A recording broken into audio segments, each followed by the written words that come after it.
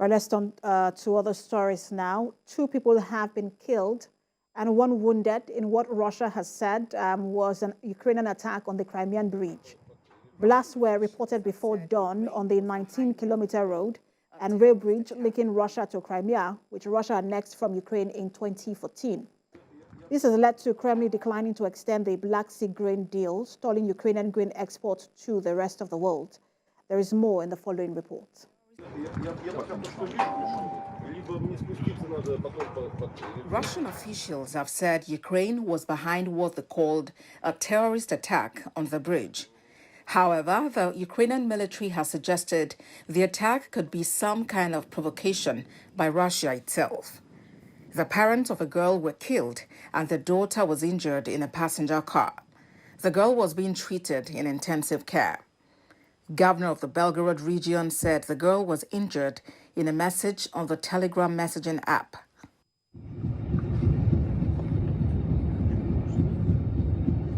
Russia had blamed Ukraine for an attack on the bridge last October, saying it was organized by Ukrainian military intelligence and its director. After the October attack, Russia launched strikes against Ukrainian cities, including power supplies, in retaliation. In reaction to the explosion, the Kremlin says Russia has halted its participation in a deal to allow war-torn Ukraine ship grain through the Black Sea to parts of the world struggling with hunger. The United Nations and Turkey brokered the breakthrough accord with Ukraine and Russia in July last year, which came with a separate agreement to facilitate shipment of Russian food and fertilizer that Moscow insists has not been applied. The UN deal is due to expire today, with the last ship to travel under the deal leaving the port of Odessa early on Sunday. Russia agreed a year ago to sign the Black Sea grain deal, which allowed Ukraine to resume shipping food from its southern ports despite the war. Serious damage to the bridge would undermine Russian supply lines while potentially stranding tens of thousands of Russian tourists in Crimea. The bridge, Europe's longest, was built by a company controlled by Putin ally. The Russian-backed administration of the Crimean Peninsula urged residents not to travel via the bridge.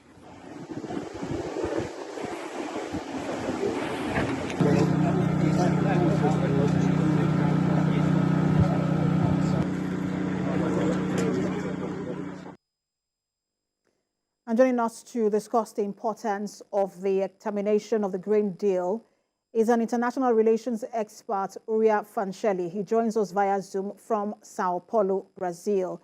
Good to have you join us. Hi, Precious. Thank you for having me here. So we're now seeing Russia's refusal to extend the Black Sea grain deal. What's your thought on this and what impacts could it have on global import and food security? Well, it already did. The price of the wheat internationally already went up 3%. Ukraine is responsible for exporting 10% and exporting and producing 10% of the world's total wheat, 15% of the corn market. So the food prices everywhere, they should go up in the following days. It's something that it didn't come completely as a surprise, because last week the UN General Secretary Antonio Guterres, he already was trying to get Russia to agree to renew its deal. He even proposed that Russia's agricultural bank would be included back into the international to the SWIFT, the international payment system. Just if if Russia decided to keep the deal that was broken by Turkey and the UN last year. What Russia sees is that it's very unfair that Ukraine gets to export its own grain, and Russia has a problem doing the same thing. So there are two sides of this story. Well, is there a possibility of a renewed deal of some sort And could Turkey once again help broker that deal?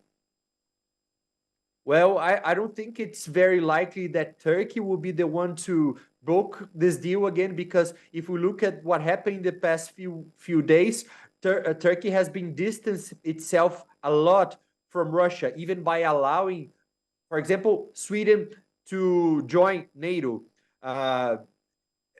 It's not likely that Turkey will play its part.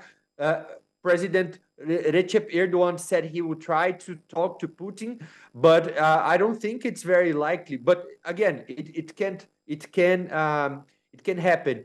Russia should demand a few things to, for example, the removal of some sanctions worldwide to get this deal back on the track. And everything happens at the same time that there's a meeting being held in Brussels, in Belgium. It's a meeting between the European Union. And I was just going to take you up on that. Oh, okay. We know that Russia definitely is going to use the Black Sea grain deal as some sort of leverage to lift sanctions. But I was going to talk to you about that EU candidacy status. We know that the EU is set to make a historic offer of candidacy status to Ukraine, and that's at a 2-day summit in Brussels.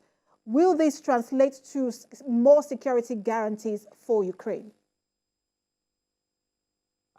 This meeting is being held between the European Union and CELAC, which is the Latin American and Caribbean community of countries. It has 33 members. The EU has 27 members. So if we put them all together, it's a meeting between 60 countries in the world. And one of the problems in this meeting is that these countries, they cannot get a single position about the Russia-Ukraine war. Some of them, they just want to talk about the Ukraine war, and some want to talk about Russian aggression. And when Russia shows how it has the power to influence the price of the food everywhere in the world, it is actually trying to get the Latin American countries that are not very well aligned with Russia on its side. So it's a way to say, you either support me or I'll make life difficult everywhere else. Interesting days ahead. Thank you so much for talking to us, as always, international relations expert Uriah Fancheli. Thank you, Precious.